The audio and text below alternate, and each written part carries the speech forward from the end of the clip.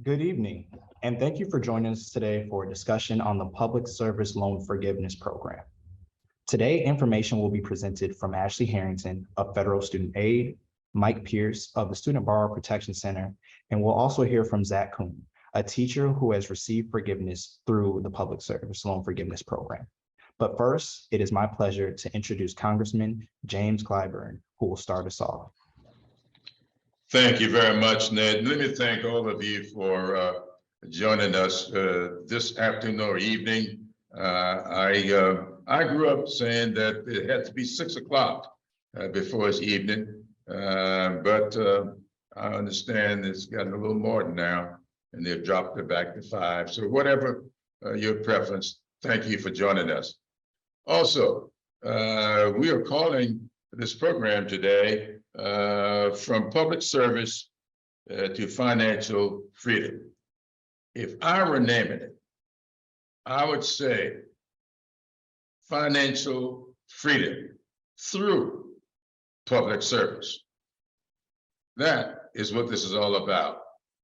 Trying to inform you who are tuned in today how to gain some financial freedom through public service. This is a program that's been around for a while. However, as is so often the case, bureaucratic red tape and all kinds of various interpretations have left us to the point where I'm being told that 99% of the people who have applied for financial loan forgiveness have not been able to qualify for the program for all kinds of reasons. But the Biden administration has looked at this, and they have decided that some reforms need to be made. Reforms that allow more people to come into the program, but also reforms that will allow many people who are in the program now or in public service now to get into the program. And many of them, according to our research, will almost immediately have their debt forgiven. How do you go about doing that? Is what this program is all about here today. I hear from people all the time about the burden of student loan debt.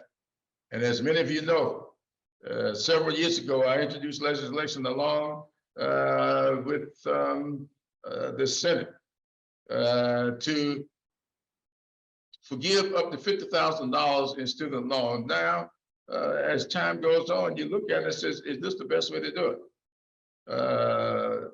But to do that, not do anything about interest rates, I'm not too sure that you've done much good. And to do that and not have people take advantage of what's already there is not a good way to do it either. So that's what this program is all about. Now, they gave me a lot of stuff here to read to you, but you didn't come to hear me. You came to hear from some experts to tell you how to wake up in the morning and be able to get some of your financial problems cleared up, or at least start you on the road to getting that done. That's what this is all about. So, Nate, I'm going to let you all go on with the program, introduce our experts here today, and then we're going to hear from someone who has been affected by all of this and answer your questions. That's what this is all about. So as for me, Nick, I'm out of here. Thank you very much, sir. And from there, we'll let Ashley and Mike take it away.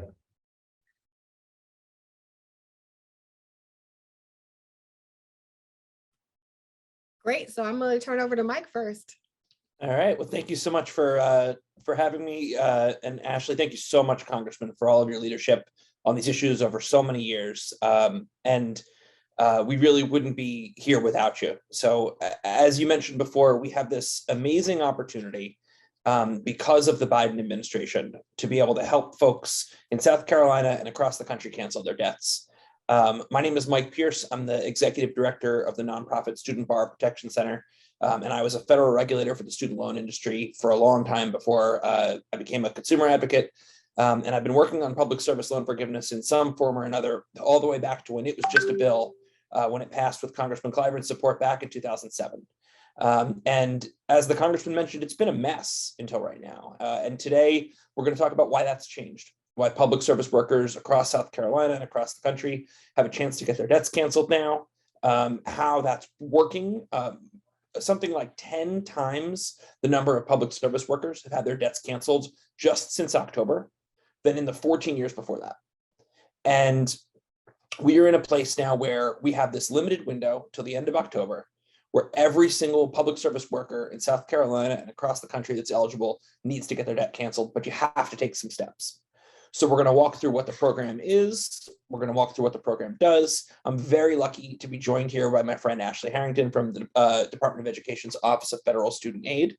She's going to walk through the specifics of this waiver, this limited opportunity to get your debts canceled, and then we're going to answer some questions. So with that, I'm going to share my screen, and we're going to walk through how this actually all works. But know that at studentaid.gov, there's lots of great information.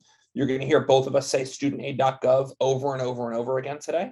So all of the jargon, all the confusing points, you can get this stuff in English step by step on studentaid.gov and also on forgivemystudentdebt.org. That's a website that my organization runs along with the National Education Association, American Federation of Teachers, AFSCME, the American Association of University Professors, and the Teamsters, so a number of very large labor unions. This coalition is trying to help connect as many working people across the country as possible with debt cancellation. So just know that studentaid.gov and forgivemystudentdebt.org have all of this great information that we're going to talk about today. So with that, I'm going to share my screen and we're going to get into it. So what is public service loan forgiveness? As the Congressman mentioned, this is the existing law. This has been on the books since 2007. Borrowers who work in public service that meet these criteria have had the right to get their debt canceled for a while. It hasn't worked. 99% of people who have tried to get their debt canceled up until October have been told to take a walk. And there's a whole bunch of reasons why that happens. Ashley and I are both going to talk about the tricks and traps along the way that have knocked people off track.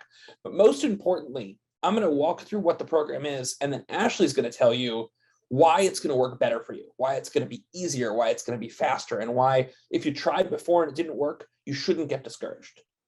So to be able to get public service loan forgiveness, you need the right type of loan, the right type of repayment plan. You have to work in public service, and you have to do all of those things every month for 120 months. When I talk about the right type of loan, I mean a direct loan. That's a federal student loan made directly by the U.S. Department of Education. Lots and lots of people, millions of people, have federal student loans that are not these so-called direct loans, particularly older borrowers like me that went to school back before 2010 and took out a loan from Citibank or Sallie Mae that was guaranteed by the federal government, but wasn't a direct loan. Those are known as FFELP loans or FFELP loans or federal family education loans. Again, lots of jargon.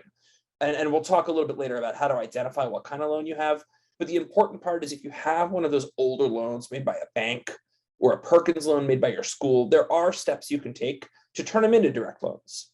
And once you do that, you can get on track. And we will talk a little bit more about how that used to work and how that's changed. But just remember, if you have a direct loan right now, don't stress any of this stuff. You're on track. If you don't have a direct loan right now, you're going to have to take some steps to be able to get on track. And a lot of what we're going to talk about today is really geared towards those older borrowers that have those older loans that need to take some steps to get on track. There are rules that might have knocked you off track before, particularly this big one, that if you take steps to make your old loans count, you lose all the credit for your public service work that came before that. That was the law of the land right up until Joe Biden changed the rules. He did that in October of last year, and it's only good for a year. But for the first time, for this 1 year window, Ashley's going to talk more about what this means, but just know that that rule about losing your progress, that doesn't apply right now, but only for a little while. We are also, I'm sure, going to get some questions later about Parent Plus loans. I'm not going to spend a lot of time talking about that right now. Just know that the normal public service loan forgiveness program is open to parents, but the waiver, there are some rules and some steps, and a lot of people won't actually be able to get access through this limited opportunity. So I'm not going to spend time on this now. I'm sure we're going to get to it in the Q&A, but know that the rules are a little different for parents. The next piece here is the right type of payment plan. Again, under the existing program, you need to be making payments based on your income. Importantly, payments have been paused, going all the way back to the beginning of the pandemic. That period, that payment pause, when none of us have been making payments, going all the way back to March of 2020, that still counts. It doesn't matter what payment plan you're in during this pause, your payments are paused. So as long as your payments are paused, you're getting credit toward public service loan forgiveness. But the rules for the program are you need to be making payments based on your income. And again, Ashley's going to talk more about why this is much, much simpler right now, but these are the rules. You also have to work in public service. And this is something that didn't change. You need to work for an organization the government considers a public service organization, but it doesn't matter what you do there. You can be a lawyer in the general counsel's office. You can be a teacher in a classroom, as long as your employer is a public service organization. That means a government agency, a 501c3 nonprofit, or another kind of private nonprofit organization that performs some specific qualifying services. That's very common in childhood education or healthcare. And you work full-time. That means you work greater than 30 hours a week, or you meet your employer's definition of full-time if that's greater than 30 hours a week. It also means you can work in multiple public service organizations and add up your hours to get to what the government considers a full-time job.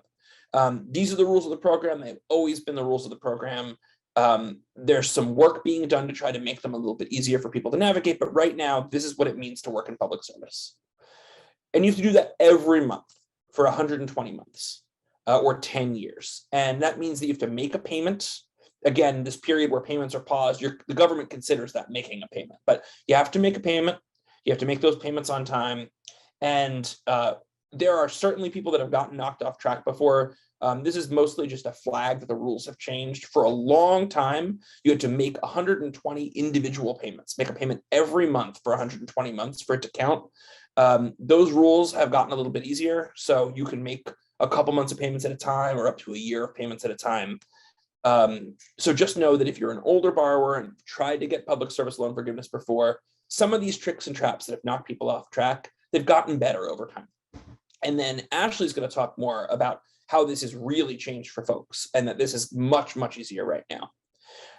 But I want to emphasize one more time, during the pandemic, while payments are paused, that counts towards public service loan forgiveness. So if you have not been getting charged interest, not been paying your loans going all the way back to March of 2020, every single one of those months counts as long as you work in public service.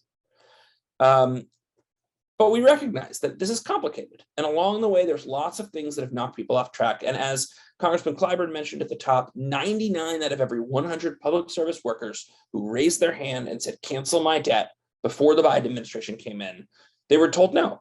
And that's bad. I mean, for many reasons, that's bad. But basically, it feels like people have had this promise broken to them. The government made this deal with a generation of public service workers more than a decade ago and didn't hold up their end of the bargain. This has made headlines across the country. For the public service workers on this call that have been struggling to make their way through the system, your government heard you. And when Joe Biden came in, he asked public service workers to help him understand what was wrong and how to fix it. And more than 45,000 people shared their stories. Public service workers from across the country said, this is broken. It needs to be simpler. You need to hold up your end of the bargain and cancel our debts.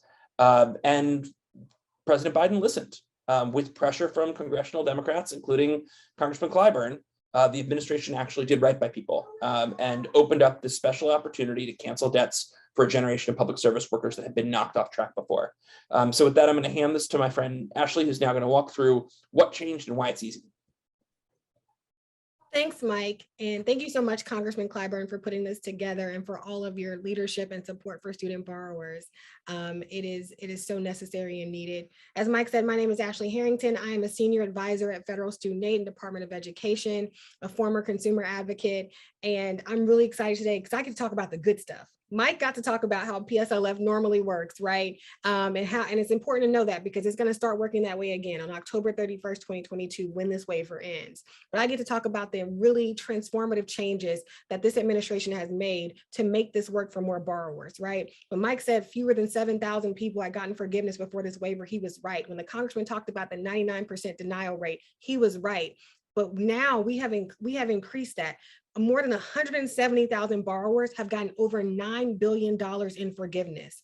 An additional 1.1 million borrowers have gotten closer to forgiveness. So the things that we're about to talk about are real transformative changes, and they mean real relief for real people, and probably for many of you on the line today. So we can go to the next slide, Mike. So what we're talking about here is called the limited PSLF waiver. The limited PSLF waiver announced last October. It is a rule change for PSLF. So all the rules that Mike talked about that were in effect until October, now they're different, right? Under the waiver, borrowers can get credit for past periods of repayment that otherwise would not qualify for PSLF. So under this waiver, any prior period of repayment is going to count. We're not looking at your repayment plan. We're not looking at your loan program. We're not looking at whether you made a payment in full or on time. We're not even looking at whether you actually made a payment, right? We just want to know, were you in active repayment status? And we are defining that very generously. We are even accepting some periods of deferment and forbearance. You still need qualifying employment, but if you meet these other criteria, and again, we are defining repayment very generously, you can get closer to PSLF forgiveness or even get forgiveness. And so this changes for borrowers with direct loans, because we know that's what PSLF is for, as we talked about earlier. Those who have already consolidated into the direct loan program, and those who consolidate into the direct loan program by October 31st, 2022. If you don't take much away from this webinar, I hope you take away this date, October 31st, 2022, because there are actions you may need to take by this date to take advantage of this waiver. Because after that, this waiver turns into a pumpkin and you will not get these benefits. Now is the time, even if you're not at 120, even if you haven't been in repayment 10 years, even if you haven't been in repayment for 2 years, you should go ahead and get your forms in, get your application in. It doesn't hurt to get yourself on track for PSLF. So we're gonna talk a little bit more about the waiver. Next slide. So again, payments made prior to consolidation are now eligible. Mike talked about how you could consolidate before. You could consolidate your FEL loans or your Perkins loan, or you can even consolidate direct loans, right? But once you did that, you had to start at zero. You had to start over. Under the waiver, that is not the case. If you have FEL or Perkins loans and you consolidate, you do not have to start at zero. If you previously had FEL or Perkins loans and you consolidate and they told you had to start at zero, you can get credit now for that time spent prior to consolidation. Doesn't matter what repayment plan you were on. We're not looking at that. We don't care. We're not looking at what loan type you have, except for Parent Plus, and we'll talk about that in a second. You still have to be employed full-time for a qualifying employer when every single month you're trying to get credit for, every single month you're trying to get credit for. But this is a big deal. So if you still have FEL or Perkins loans, you have to consolidate by October 31st, and you have to get a PSLF form in by October 31st, because after that, the normal PSLF and TPSLF rules will apply. Next slide. I really just tried to advance it myself. Sorry about that. So you may fall into one of three borrower groups, right? If you only have direct loans, and we're going to talk later about how you know which group you fall into and how you know what type of loans you have. But if you only have direct loans, what you want to do is make sure you have a PSLF form on file for an eligible employer for post-October 2007, because that's when PSLF was created, on file, get that in, right? You want to submit that, and we'll talk about how you're going to submit, how you apply for PSLF. If you already consolidate into the direct loan program, you want to get a PSLF form in for the time spent prior to consolidation. And if you still have FEL or Perkins loans, you have the most to do, because you have to consolidate your loans into direct consolidation loan program, and you have to get a PSLF form in, and you have to do it all by October 31st, 2022. This is, for any of these groups, this is you effectively raising your hand and saying, I have federal student loans, I'm in public service, I want to qualify for this waiver, I want to get the maximum amount of credit I can right now, and even though I'm not at 120, I want to continue working towards PSLF forgiveness. Next slide. So I want to talk briefly about Parent Plus loans and the waiver. Mike touched on this a little bit, that Parent Plus borrowers are absolutely eligible for PSLF. It's based on the parent's employment, not the students. It's in the parent's name, so it's going to be based on your employment. So they are eligible for PSLF. Most parents are going to have to consolidate into a direct consolidation loan so they can get access to income-based repayment for PSLF, right? So most Parent Plus borrowers, if they're working towards PSLF, likely have a direct consolidation loan. Under the waiver, you can't get additional credit for that underlying Parent Plus loan. We talked about direct consolidation loans and how FEL borrowers and Perkins borrowers are going to have to consolidate into the direct loan program. That is true. And those borrowers will get additional credit for those underlying loans. That is not the case for Parent Plus borrowers. If you're a Parent Plus borrower and you have a direct consolidation loan with underlying Parent Plus, you won't get any credit, any additional credit. You will get additional credit for the time and repayment when it was already a direct consolidation loan. So if you missed a payment or it was late or it was on the wrong repayment plan, you can get credit for that part when it's after it's consolidated, but not before. Or if you had a Parent Plus loan that you consolidated with your own student loans, and so you have a direct consolidation loan with multiple underlying loans, you could get additional credit for those other underlying loans. Or if you consolidate it now, you could get additional credit for those other underlying loans, but you can't get any additional credit for the time when it's purely Parent Plus. I know it's confusing, but we can talk about it more. I'm sure there'll be questions, but just things to know. If you're a Parent Plus borrower, there's always just a couple of extra steps you want to check out, some more information you want to read because your loans operate slightly differently. Next slide. So a couple things to know about consolidation. We like to flag these because a lot of folks are going to have to consolidate, right? But consolidation is not without things that happen, right? So your monthly payment may go down, but you may have to pay longer because it's essentially a new loan. However, if you're working towards PSLF and that 120, you probably don't care about this, right?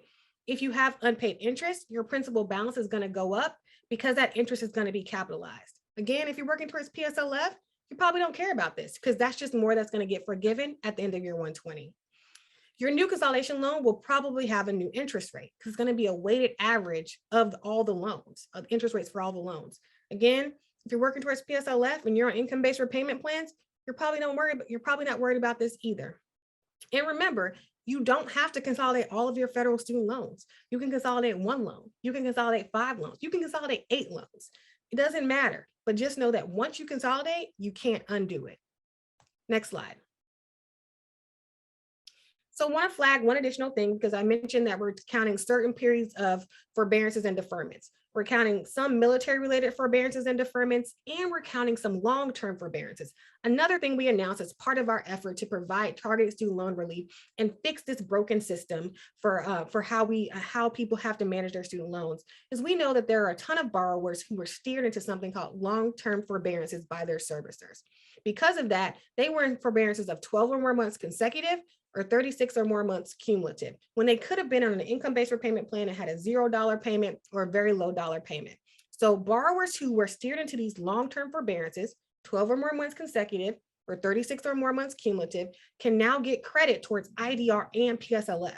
For PSLF, you are still going to have to submit a PSLF form, so certify employment for that time period, but this is also going to help a large number of borrowers who were steered into these forbearances that they didn't need to be in. And we're going to do a lot of this automatically. It's going to take time. It's going to happen later this year. So stay tuned, but that gives you time to get those PSLF forms in the meantime. But this is also going to be a big game changer for a lot of folks. Next slide. So just a note what to expect when you're expecting for those of us who are already in PSLF or who have submitted PSLF forms recently and you're wondering what is going on with my application. So first, you may know that the previous PSLF servicer was a company called Fed Loan Servicing, or FIA. They are no longer servicing federal student loans. So as of May 1, we no longer sent borrowers to FIA. As of July 1, the PSLF servicer is MOHELA. So now when you submit a PSLF form, you're sending it to MOHELA and you'll be transferred to MOHELA. If you were already in the PSLF program, you are getting transferred to MOHELA. I just got transferred this week. More folks are coming. Everyone's going to be transferred by September of this year, and that's okay. My payment count didn't change. My payment didn't change. My plans didn't change. None of that. My terms didn't change. All of that's going to go with you. All of anything you have pending is going to go with you to MOHELA. That's okay. Don't worry about that. But we still say, keep track of your own stuff. Be your own best advocate. Keep track of your paperwork, of your payments, of your forms, all of that, because it never hurts to have backup copies. Next slide. So I'm going to turn it back to Mike to talk about how you identify your student loans. All right, and now we're really going to get into the weeds here.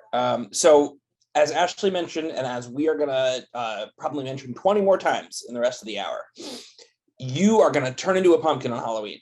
You have until October 31st to do these things, and if you don't do them, you're going to miss out. And I wouldn't be doing my job if I didn't note the Biden administration might choose to give you more time here. That is a decision the president can make. And we joined with hundreds of other organizations, including the NAACP, a number of major labor unions, to call on the administration to give everybody more time. I'm going to mention that again at the end. But right now, the rules are you've got until Halloween to be able to take these steps. And that means first doing a checkup on your student loans, figuring out which of these things you need to do, which forms you need to send in. And that first step is figuring out if you have a direct loan or you have another kind of federal loan, or you have what's called a private student loan, a purely private loan made by Sallie Mae or a bank that can't get on track for public service loan forgiveness. The only way to figure this out is to go to studentaid.gov. And I'm going to show you step-by-step how you actually do make this work. So to figure out what kind of federal student loan you have, or if you have a loan that's not a federal student loan, you log into studentaid.gov. And studentaid.gov, it's the same place you go to fill out financial aid forms. In the past, you might have needed to pause your student loan payments or learn more about what your student loan repayment options are. So you've gone there before and created an ID to log in. If you haven't done it, it's fast, it's easy. You can do it in a single sitting. You just have to go online and sign up. Once you have that credential, you log in and you go under view details and you can download your student aid data. Again, this is a lot of jargon, and forgivemystudentdebt.org, our website, has really good like step-by-step short videos on how to do this if some of this is confusing. But log on to studentaid.gov and get your student loans. And what you'll see next to your loans are the type of loan you have.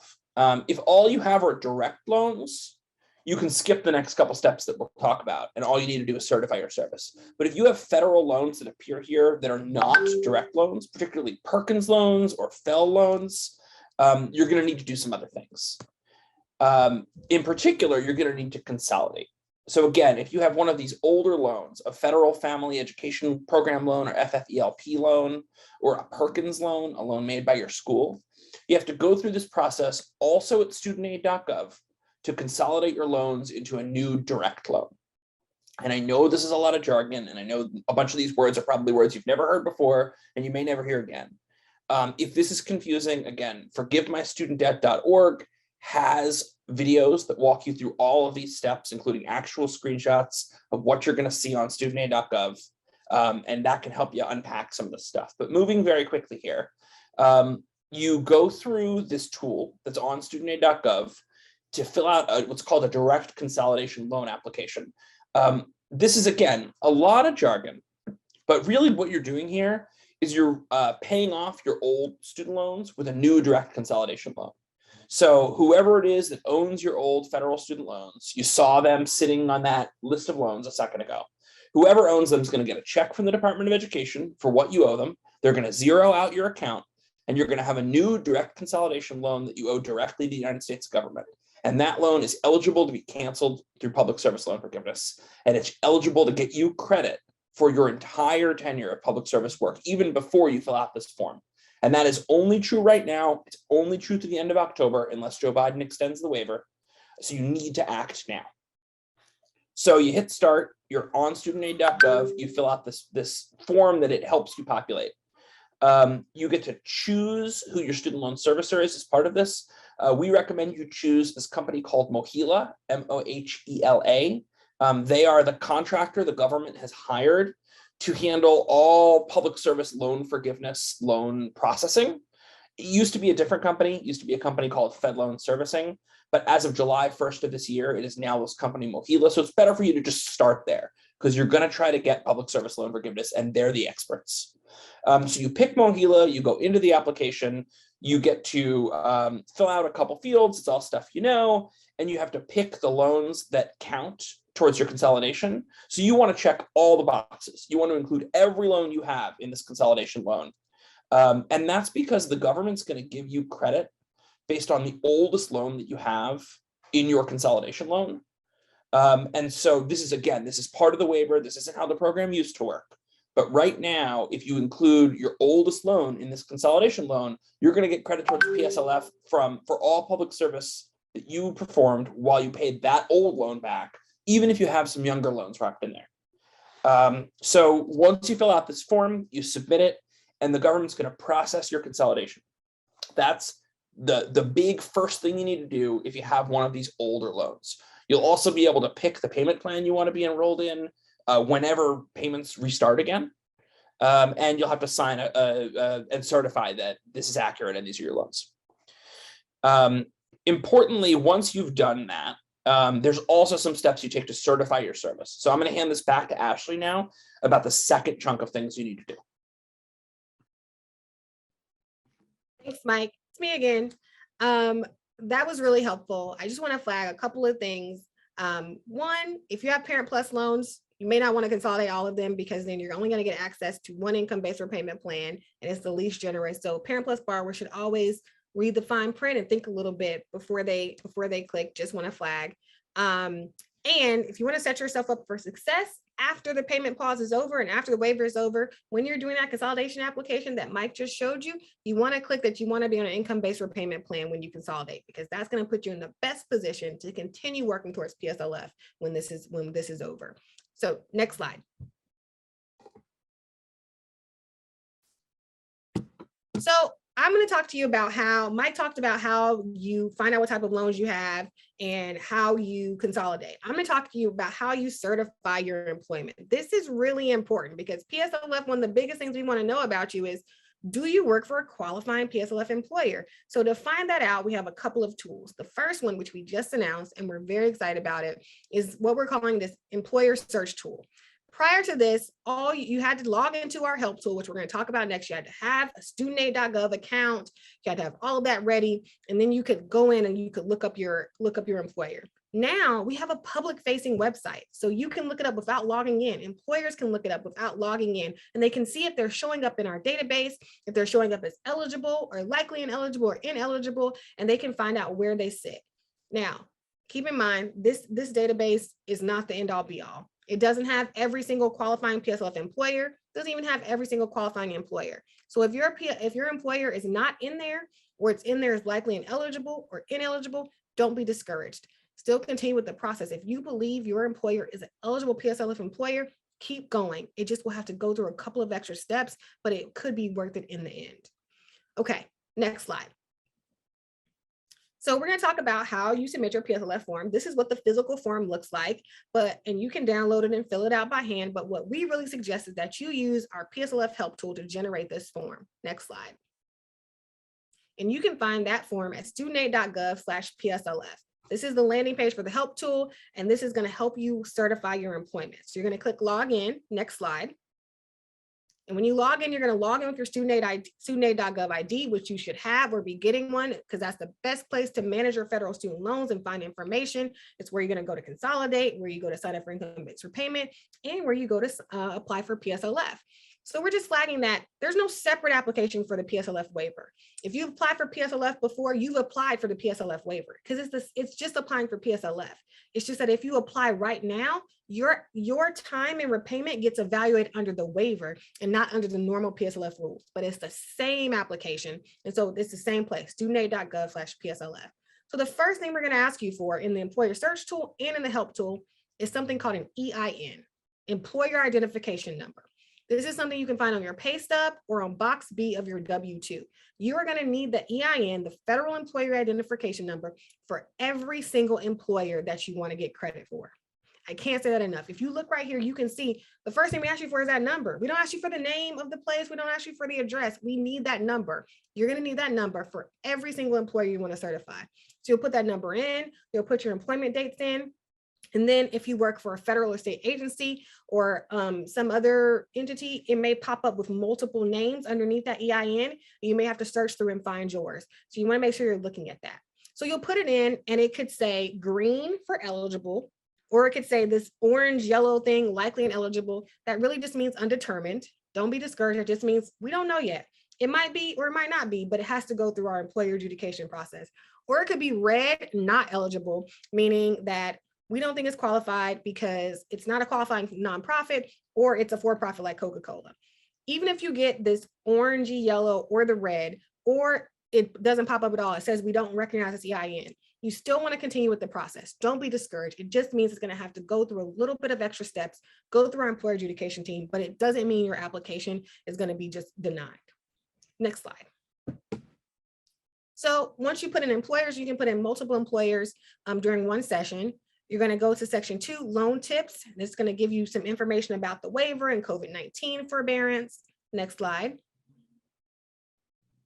It's going to ask you, do you think you made 120 payments? Yes or no. You have to put whatever our system thinks. So if our system doesn't think you made 120, even though you do, because you're counting those pre-consolidation ones, you still have to put no to move forward. Doesn't do anything with how your application is processed. It's just something you have to answer. Next slide. Then you're going to verify your personal information. Because you logged into your student aid account, it's going to be pre-populated, but if you need to change it, you can in account settings. Next slide. Then you're going to click review and save, and you're going to make sure everything's right. You might have multiple employers. You're going to make sure application type, your personal information is the same. Next slide. Then if your employer was in our tool list as eligible, you're going to generate a PDF form that looks like that first form I showed you, but it's going to be all filled out. Now that you have this form, you have to sign it and you have to get it signed by your employer.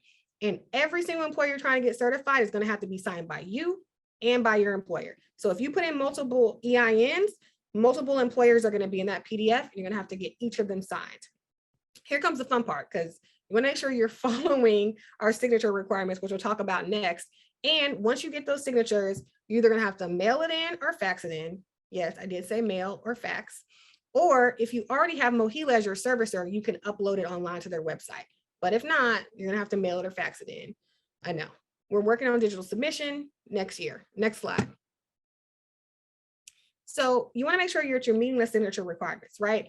We don't accept DocuSign or digital certificate-based signature. Sorry. You can do hand-drawn, like on your mouse or with your finger. You can do a scanned photo of a signature, or you can literally do a wet signature where you print it out, sign it in ink, and scan it back in or mail it. But you can't do that digital certificate-based signature. You can't do the cursive font signature. Please don't try it. I have tried it. They have sent my form back, and it is annoying. So make sure you're following the signature examples and requirements. Next slide. Okay, turn it back over to Mike for a couple application reminders. And then I think we're getting close to the end and we can take questions, right, Mike? All right. Yep. This is the end. Home stretch, guys. So I'm going to flag a couple things that Ashley mentioned about steps in this process where people get knocked off track. And that is particularly true with the signatures and the forms. So the first thing I wanted to make sure we flag here, if you make a mistake on the form, just do a new form. I know this is annoying. This is particularly annoying if you're trying to get your employer to certify your form and you finally got a hold of somebody in HR or in your management that's willing to take a second to do the thing you need them to do, and they've made a mistake. But this thing where folks sometimes hand correct or correct into a signature to memorialize a mistake, this system is very old. It's very clunky. The people reviewing these forms do a lot of them very fast. They're just going to reject your form and they're going to make you do it again. So save yourself the pain, get it right the first time, even if it takes a little bit more processing on your employer's end to make sure that it's correct. Make sure it's just correct and has a single signature in the right place, and it's a wet signature or it's a scribble, not a font or a digital signature. Also important, there's a lot of documents out there that were created under the original rules of the program. I mentioned at the very top, all the tricks and traps that knocked 99% of people out of progress towards PSLF back when the program was first created. You might get notices from your student loan company that have information about the way things used to be. Do not lose faith. Do not ignore what Ashley and I have told you today. Studentaid.gov is correct. ForgiveMyStudentDebt.org is correct. Your servicer is probably wrong. Just keep moving forward.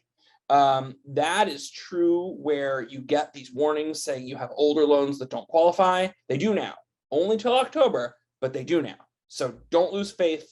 Don't listen to stuff that seems wrong. Trust Ashley and I, trust studentaid.gov. There's some bad information out there. We are all sorry it exists. It makes this very frustrating, but we got to just work through it. That is also true on the public service loan forgiveness help tool that Ashley just mentioned. The tool was built for the old rules. So there's a place where it's not going to realize that your older loans will actually help you get on track to get canceled. And it's going to say, based on your loan information, you haven't actually served in public service for a decade. If you know you worked for a decade and you're just trying to certify your service and get your debt canceled, ignore this thing. Keep moving through. You might have to check a box that doesn't seem right. Just keep clicking through the tool to be able to fill out your form and get your debts canceled.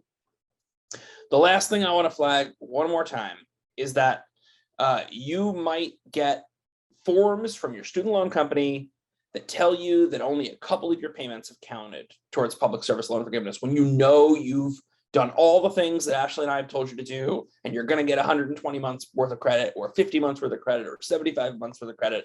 If your student loan company tells you you've only got 3 eligible months, just ignore it and keep certifying your service, keep filling out your forms, keep consolidating your loans, do everything we say to do before October.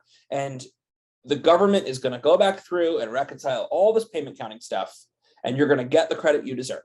These are the new rules. This is going to work. It has canceled 170,000 people's loans already. You just need to work your way through the noise and recognize that some of the stuff is going to feel wonky. So I just wanted to flag one more time. Trust what you read on studentaid.gov. Trust what you read on forgivemystudentdebt.org. If your student loan company is telling you something that seems sideways, they've got it wrong. So with that, I'm going to hand this back to Ashley, and she's going to take us out, I think. And then we're going to answer some questions.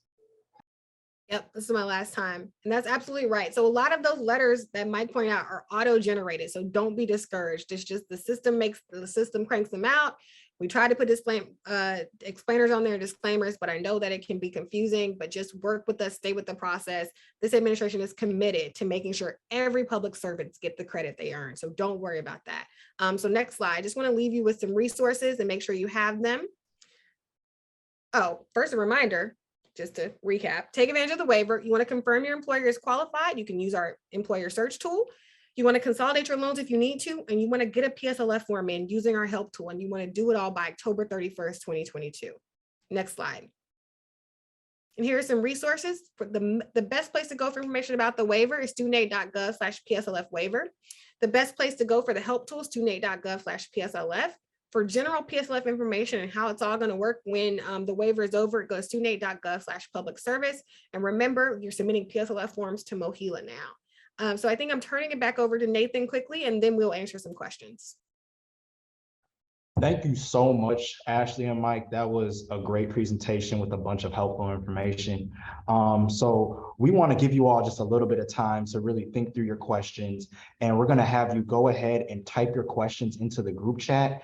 And there we're going to have Ashley and Mike see them and be able to answer those questions for you here. But before we get into them answering questions, we want you all to also hear just how this program works and how it has helped public servants out there. And so with that being said, I would like to introduce a teacher, Mr. Zach Kuhn, who is here to tell you about his experience with the program. Mr. Kuhn. Thank you, Nate. I just want to say quickly, Nate was my student in AP Literature, I don't know, maybe 10 years ago, one of the best students I've ever had. I want to thank Majority Whip Clyburn and his staff, especially Nate and Mike and Ashley for their presentation today. Even though I'm not his constituent, he's one of the driving forces who brought me here today debt-free at 43 years old with 18 years of teaching experience. I am one of the 170,000 people who've had their loans forgiven. I was one of the 99% of people who had their original application rejected. In 2004, I graduated with a master's in English and a degree in teaching, and I had $38,000 in student loan debt. I made my monthly payments every month. My mom and dad did not go to college. They were a carpenter and a secretary, and so I had to pay for school all by myself. And when I was done, I had $38,000. And by the time my loans were forgiven last year, I had paid back $39,000. And yet I still owed $26,000. I think all of you in this room know what that's like, to make these payments every month and to hear over and over again, there's nothing we can do, there's nothing we can do. I originally applied and was accepted in 2013. And I was one of the 99% of people whose dream of having their loans forgiven was broken pretty much instantly by finding out that they weren't counting any of my qualifying payments.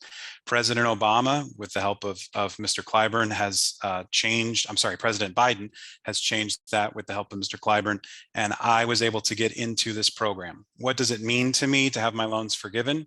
It means I have $250 a month extra income every month. For some of you, it might be $500. For some of you, it might be $1,000. I have friends whose loans are that high.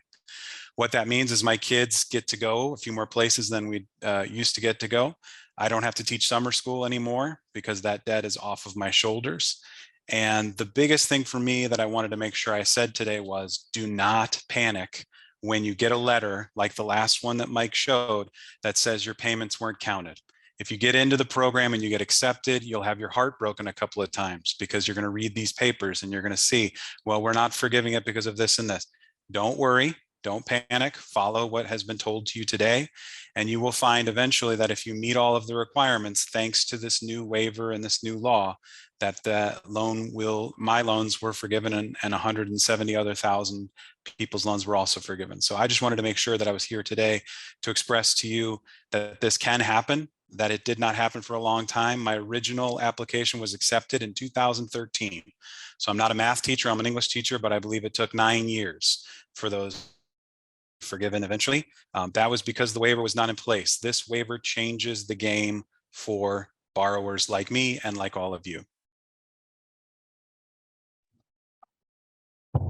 Thank you so much, Mr. Kuhn, for sharing your perspective and for being so candid about your experience with the PSLF waiver. So now what we're going to do is we are going to go ahead and transition to the question portion. I see some people are sending me some questions right now, and these are some really good questions that we want to get answered. And so I'm going to turn it over to Kat, who's going to ensure that we get these questions answered for you all.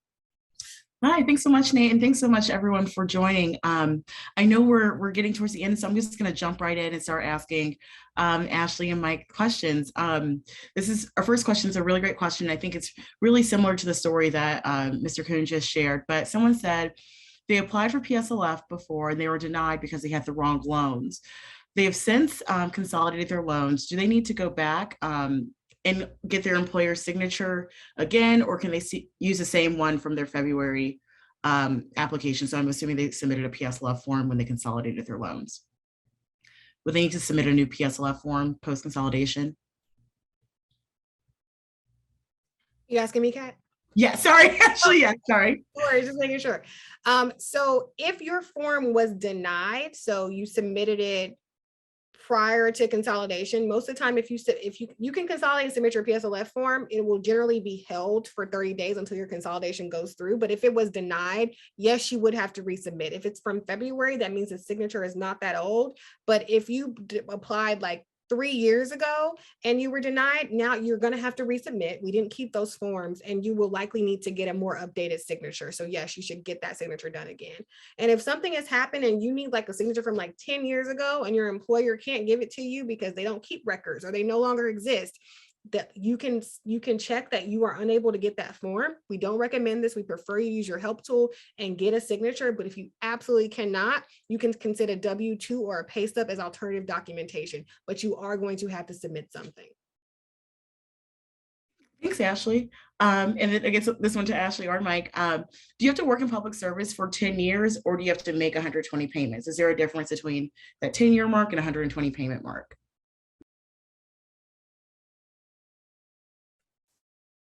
Well, you have to do both. So you need 120 months of qualifying payment under the waiver. That's 120 month repayment period. And you actually have to work the time in public service. And so it doesn't have to be consecutive, right? But you're going to have to get to 120. It might take you 15 years. It might take you exactly 10 years. It doesn't matter how long it takes you, but yes, you are going to have the months in repayment and actually work those 120 months in public service. And this next question, there are two questions. So one, someone's been in public service for more than 30 years. So do you mind saying what years actually count for the purposes of the PSLF program? And then two, if someone has already paid off their undergrad degrees but still has graduate loans, can they still try to get public service loan forgiveness through this waiver? I forgot the first question already, Kat. I'm sorry. That's okay. Does service before 2007 count? Oh, any service after October 2007, because prior to that, there was no PSLF. That's when Congress created it. The second question was, if someone's been denied previously, can they still reapply? We got the same question again about reapplying if someone's been previously been not denied. oh yeah, and you asked about graduate loans. Absolutely, if you've been denied before, we encourage you to try again. This is your time, right? We have fixed it. We have made this work for public servants. So even if you've been denied or you heard about these problems, try now. Try before October 31st, 2022, okay? Because these are real changes. About the folks who, if you pay off your undergrad loans and now you still have grad loans, absolutely. Like, it doesn't matter whether it's undergrad or grad loans for PSLF.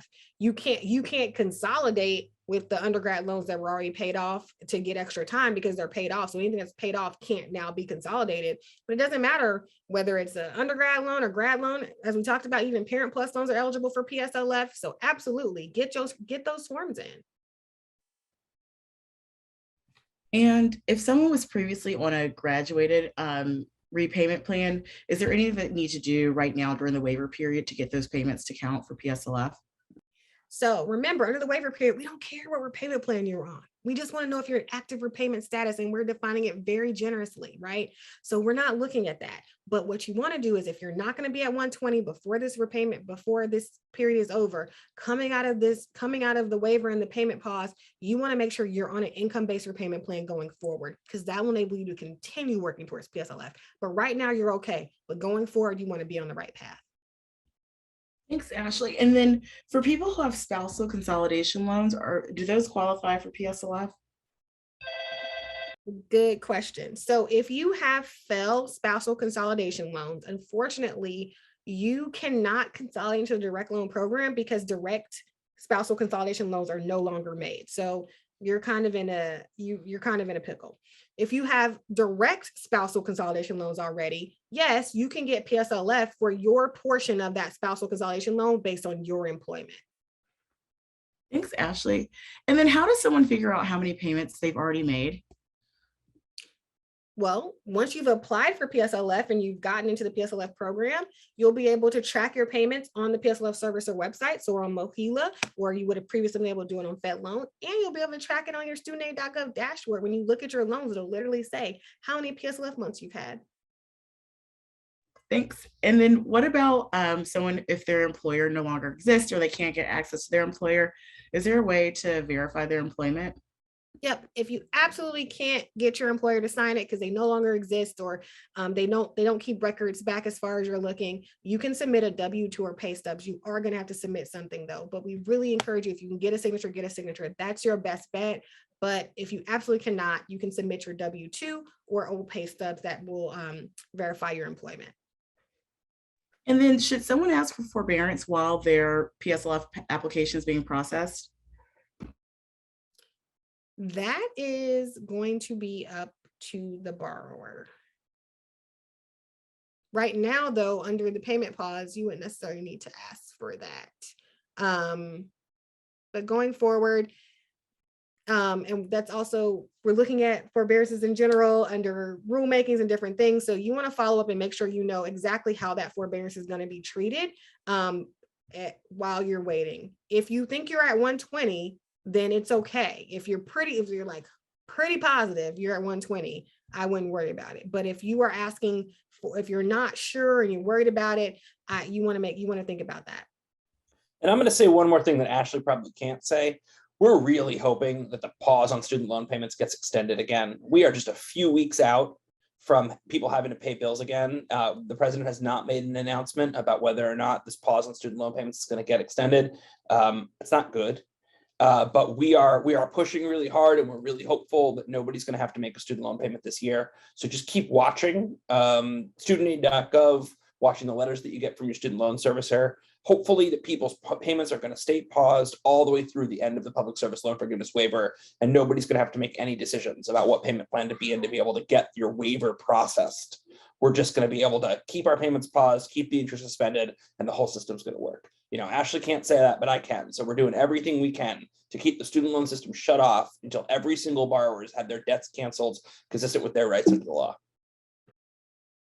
It's like, and then also for people who are going through the process, how long should they wait to hear back or expect to hear back for the PSLF waiver process?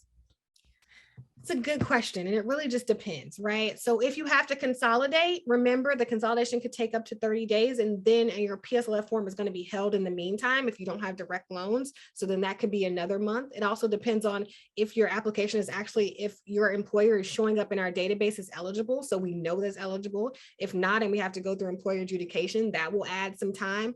Also, we're in the midst of this transfer, and that's, you know, that's a thing, and we have a lot going on, and so that can add time as well. So we're asking just be patient with us, but we can promise you this: do your part. Get your stuff in by October 31st. Get your consolidation loan, get your consolidation application in, get your PSLF form in. If you do your part by October 31st, you will be okay. We will do our part. We will do our part, but don't wait. Don't take this as a thing that like you can do it October 30th. No, please don't. Go ahead and get it in. But just know that as long as you do your part, we can do ours. Thanks, Ashley. And then another question: if someone's been submitting employer certification forms, but they keep getting denied, are there any tips for what they should do, and should they continue to resubmit them so they can get them approved? Well, they should give you a reason as to why it's been denied. And so we can, one of us will chat with you offline about why it's getting denied, and then we can try to figure that out. And then another question. So is there a cap to how much can be forgiven under PSLF? Nope, it's whatever you have left over at the end of your 120 payments. The average amount of forgiveness so far has been like 50 or 60K. Doesn't matter what how much debt you have, doesn't matter what your income is. We're not asking any of that. You get your 120, you do your service, you get forgiven, and it's not taxable. Lovely. And then we have a question for someone who they consolidated their loans. They have direct subsidized and direct unsubsidized. Are those both considered direct loans for the purposes of PSLF? Yep. As long as they say direct at the front, they're direct. And then do you mind mentioning one more time about payments during the COVID-19 payment pause? Do those payments count for the purposes of PSLF? Absolutely. You can get credit for every single one of these months as long as you also were still employed full-time for a qualifying employers. I know it sounds crazy. I know it sounds like it doesn't make any sense, but you can get credit for every single one of these months. That's like 26 months. That's puts you more than a fifth of the way towards your 120. Yes, get your forms in. Get your forms in. You can get credit for every single one of these months. And then for payments that may have been on an in-school deferment, or just someone got a forbearance, maybe like an emergency forbearance during a month, do those months count for PSLF? So if you're an in-school deferment, no, that doesn't count because you're not required to make a payment, or if you're in that grace period. For deferments and forbearances, we are counting the long-term forbearance there, and we talked about. If you feel like you were steered into a short-term forbearance, you can also reach out to our ombudsman, and she can work with you to get those payments applied to your account. We also accept economic hardship deferments and all deferments prior to 2013 under the account adjustment. But if it's like a 1 month forbearance or something like that, likely you may not be able, unless you reach out to our, if you were steered into that. We're also, some military or some service members and veterans can get credit for active duty deferments and forbearances. There is that ability. But in general, that's how it works. I think I answered the question. I forgot what it was. Yep. And then, that was it. You answered it. And then one last question. We were talking about nonprofits. Is a 501c7 a qualifying nonprofit for the purposes of PSLF? I don't know what a C7 is. I learned this year how many numbers come after C. It depends. It has to provide a qualifying public service. You can find that list online and on that PSLF form. I'm not sure. What is a C7? I'm also not sure. I don't know. Mike, do you know? I Googled, it's a social club. I have no idea. It's not, Probably not. importantly, it is not one of the categories of nonprofits that are explicitly excluded under the law. It's not a labor union, and it is not a political organization. And so that means that if you're performing a qualifying service, it might count. I'm not familiar with any C7s that perform qualifying services, so I don't want to get anybody's hopes up. But it is not a category that is excluded, and is also not a category that's obviously in. So I'd say raise your hand and figure it out. But unfortunately, I don't have better advice than that. I would just want to thank Ashley and Mike for answering these questions. These have been some really good questions that you all have been asking, and I think have really helped this conversation. Mike and Ashley, is there a way our participants can reach out to you all if they want to follow up further or have any other questions that they need answered? ForgiveMyStudentDebt.org. ForgiveMyStudentDebt.org is where all of our information lives about public service loan forgiveness. There's also a huge list of frequently asked questions. So every question that Ashley and I answered today, someone's asked this question before. They're all on there. There are more questions than that on there. There's videos explaining all of this and also ways to be able to get help. So I would very strongly encourage you to go to ForgiveMyStudentDebt.org. And then Ashley's going to give a plug for the Student Loan Ombudsman at Federal Student Aid, I bet. Well, first I'm going to say go to studentaid.gov/PSLF waiver because we have the most up-to-date information. And then I'm going to say also you can contact the PSLF servicer, Mohila. And yes, we do have a really great ombudsman, and you can reach her through studentaid.gov/feedback. She's very responsive. Her team is really great, and they can also help you. Thank you so much. And just so our participants know, we are going to follow up tomorrow in you all's emails with the recording of this presentation, as well as some resources where we can resources that will help you all answer these questions that you all are asking today. And lastly, I would like to return it back to Mr. Clyburn for any closing remarks. Well, thank you, Nate, and thanks to all of you for your participation this evening. As Nate just said, this is being recorded. We can get this out to you via your email. If you are going to any organization, your sorority, your fraternity, your Masonic temple, your church, wherever, let your membership know about this and let them get or share with them your information. You can forward what we send you to everybody that's in your universe, whatever that is. I'm gonna say like, I think I saw a good buddy of mine. Is that Patricia Pringle from Manning that I know? Well, I know she'll do it. When she gets this, she's gonna send it to everybody she knows in Clarendon County. And I want all of you to do the same thing. Send them this. This information we can really get throughout South Carolina. Not just the 6th Congressional District. I don't care where you live in the state or where you live out of the state. You got a cousin or a sister or brother or relative or friend, or even somebody you may not have liked when you were in school. Help them. Show them that you are going to practice the golden rule. Let's get the word out to everybody. And when you send it to them, ask them to pass it on. Thank you, guys.